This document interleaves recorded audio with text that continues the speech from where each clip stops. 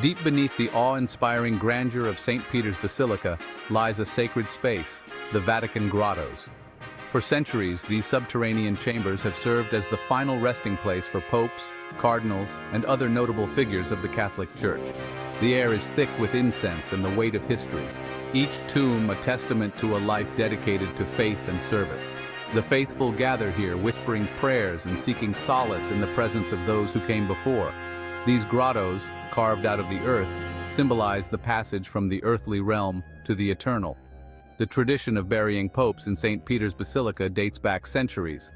Many early popes, considered martyrs, were interred in the catacombs around Rome. When the Roman Empire embraced Christianity, these early burial sites became places of pilgrimage. St. Peter himself is believed to be buried beneath the basilica, making it a sacred site for Christians worldwide. The presence of his tomb transformed the basilica into a powerful symbol of the papacy's unbroken lineage. Over time, the Vatican Grottos became the preferred burial place for popes. They offered a solemn and sacred space close to the tomb of St. Peter. The grandeur of the tombs varies greatly. Some are simple and austere, others are elaborate masterpieces of Renaissance art. Each one reflects the personality and legacy of the Pope laid to rest within. The Vatican Grottos stand as a testament to the enduring legacy of the papacy. They are a place of pilgrimage, reflection, and prayer. Within these hallowed halls, the past and present converge. The faithful come to pay their respects to the men who have shaped the Catholic Church throughout history. In the annals of recent papal history, the burial of Pope Benedict XVI holds a unique place.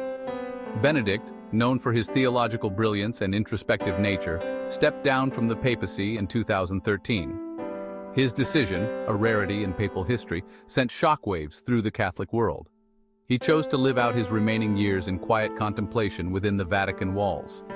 Upon his death on December 31, 2022, the world mourned a man who had dedicated his life to God and the Church.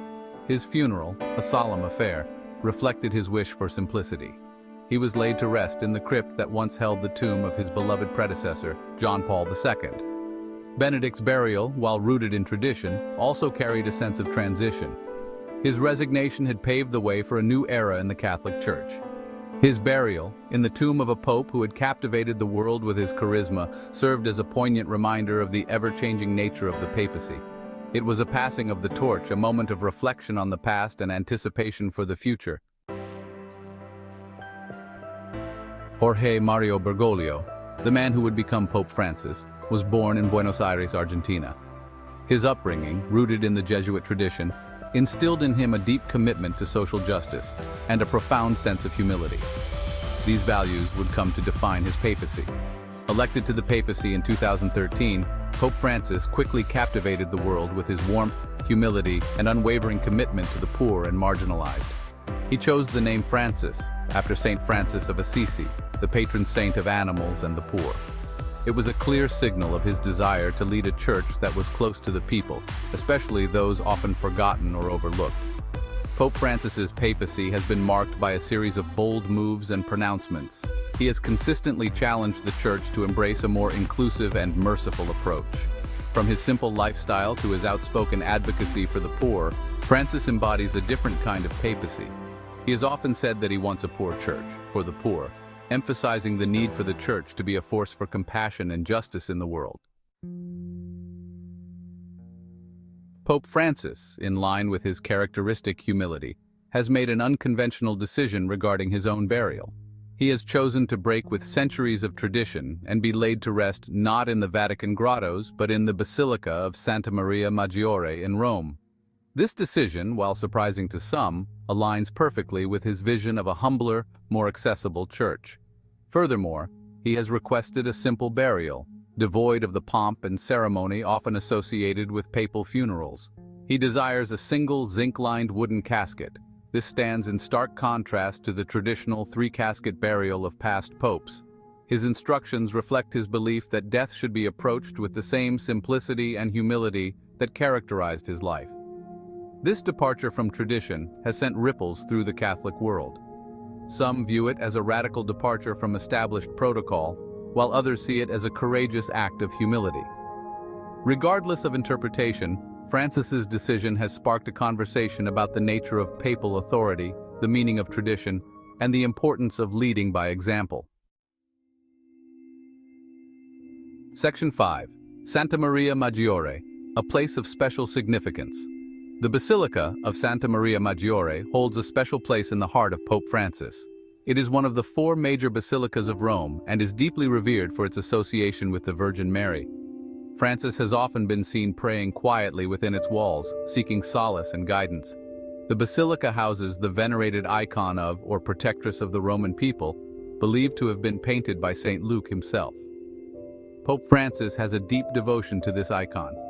He often visits the basilica to pray before it, seeking the Virgin Mary's intercession for the Church and the world.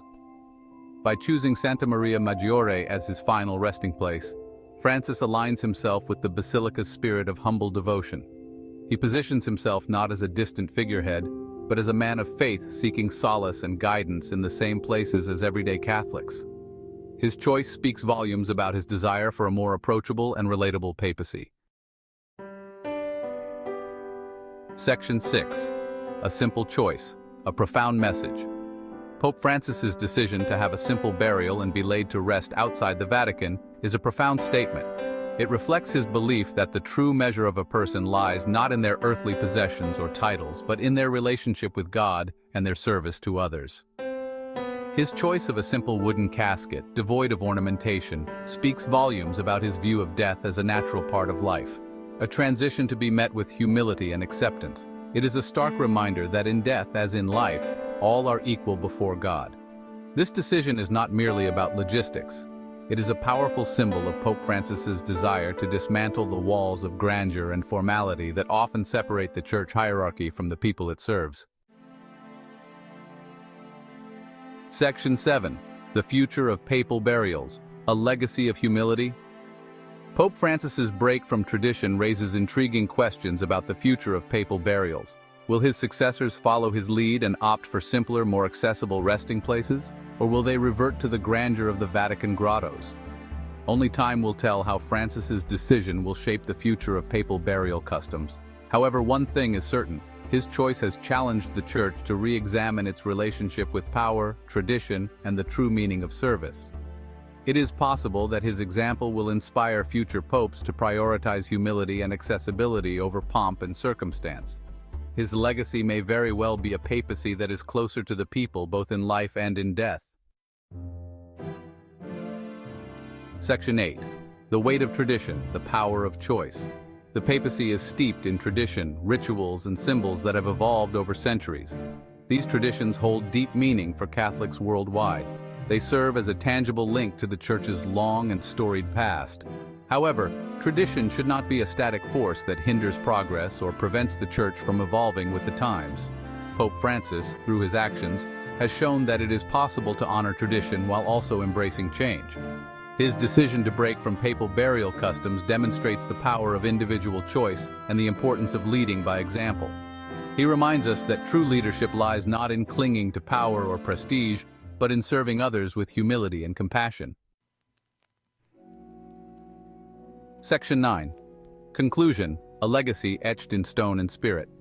Pope Francis's decision regarding his burial is a testament to his lifelong commitment to humility, simplicity, and service.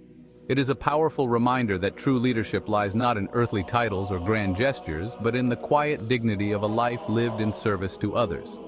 His legacy will be etched not just in stone, but in the hearts of those whose lives he has touched with his compassion and his unwavering commitment to building a more just and merciful world.